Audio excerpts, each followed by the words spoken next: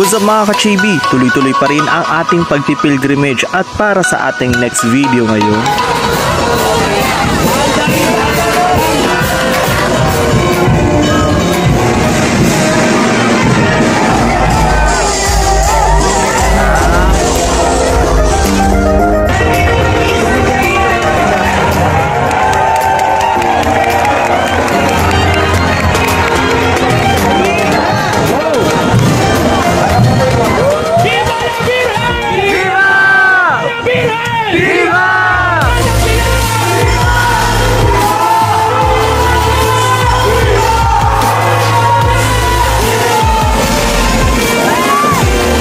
Halina at samahan ninyo ako at welcome to the Pilgrim's Lodge.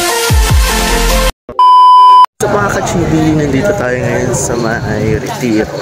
Malapit sa simbahan ng National Shrine of Our Lady of Lourdes, kung saan nagaganap ngayon ang misa bago ang prosesyon.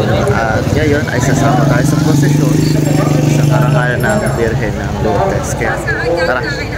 Noong 11 ng Pebrero, taong 1858, sumama si Santa Bernadette sa kanyang mga kapatid upang mangolekta ng panggatong at makabili ng tinapay. Huminto siya para tanggalin ang kanyang sapatos at medyas para tumawid sa tubig malapit sa groto. At narinig niya ang tunog ng dalawang bugso ng hangin, ngunit hindi gumalaw ang mga puno at palumpong sa malapit.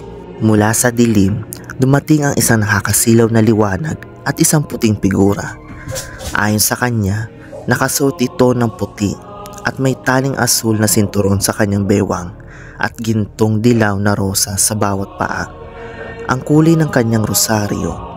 Sinubukan ni Santa Bernadette na ilihim ito, ngunit nakarating ito sa kanyang ina, kaya't ang mga bata ay tumanggap ng corporal punishment para sa kanilang kwento.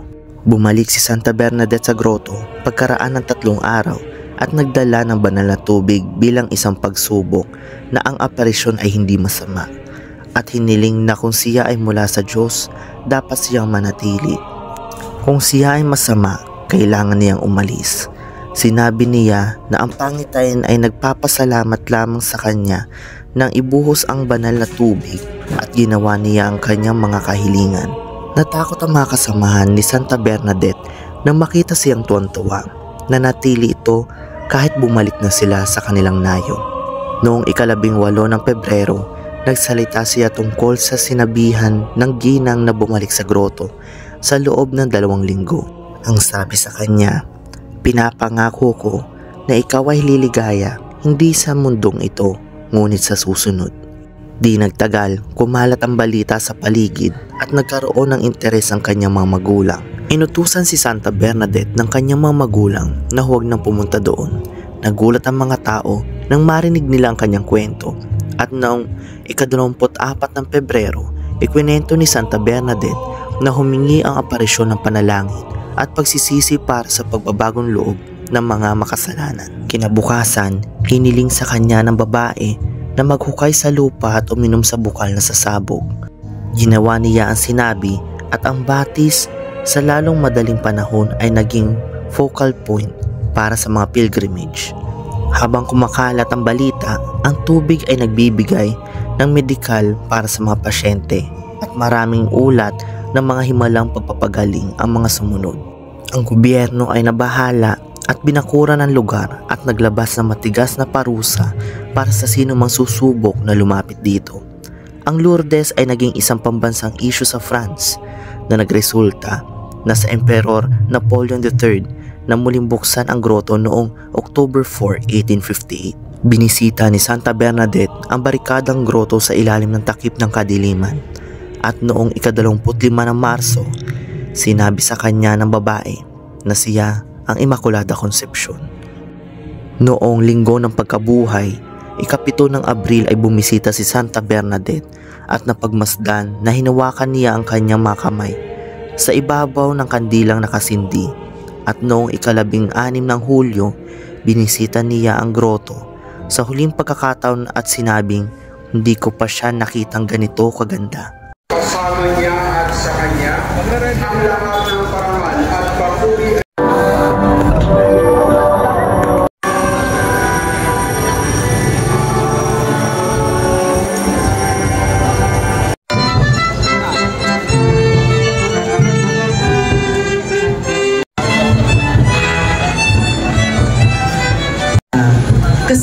patrona titular ng mga Capuchinos sa Pilipinas, ang Nuestra Señora de Lourdes de Manila.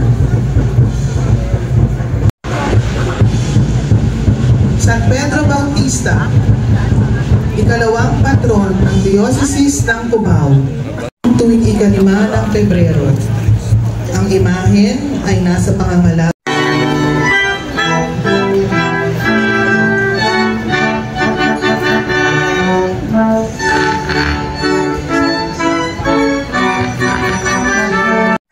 upang tumanggap ng token souvenir.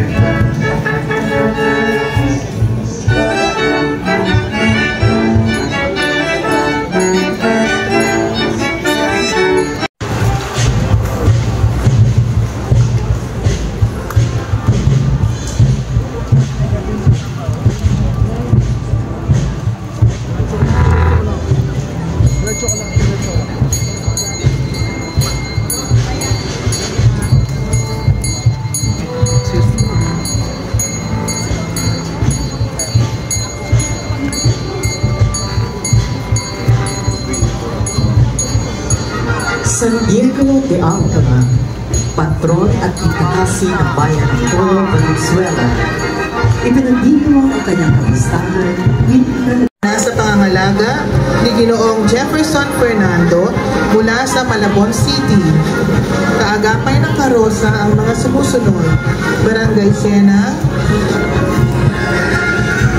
MCCC at Stewardship Ministry. San Pedro de Alcantara, ipanalangin mo kami.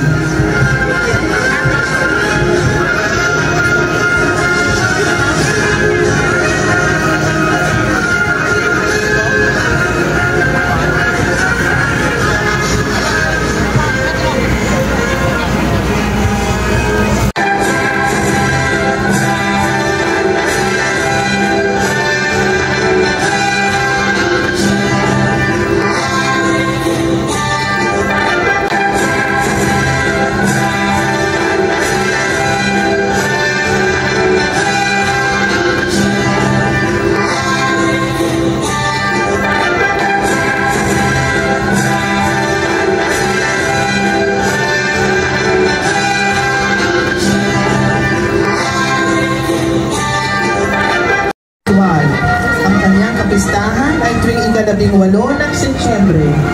Ang imahen ay nasa pangangalaga. ay pinagdiriwang tuwing ika-5 ng Nobyembre.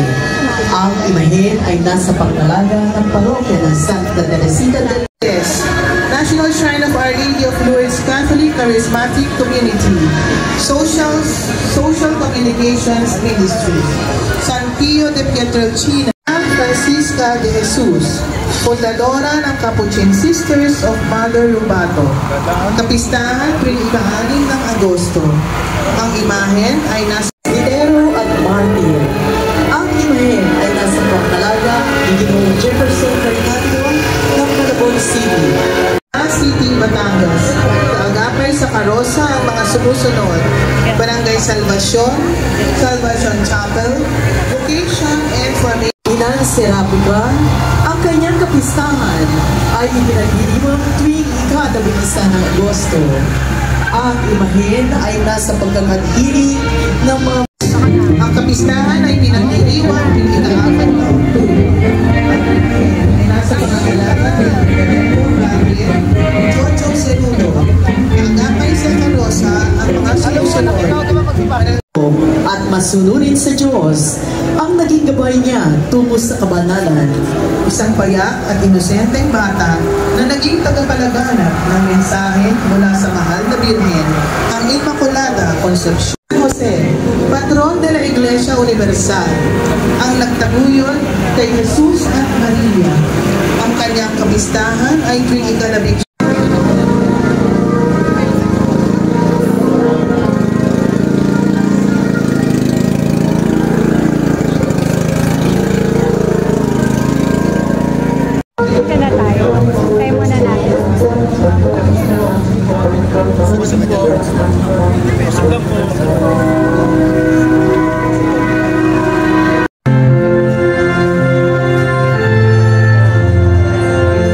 Kasunod ang mga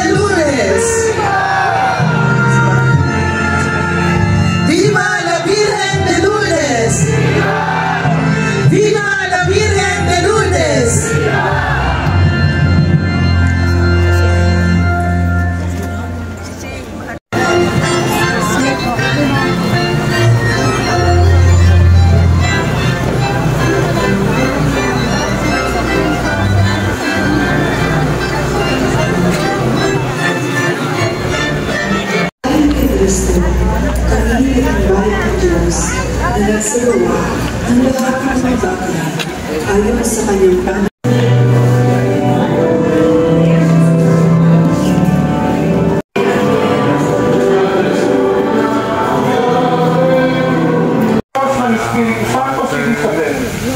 Holy water station kung saan pwede kayo kumuha ng holy water. Upang dalawin ng ina ng aking Panginoon.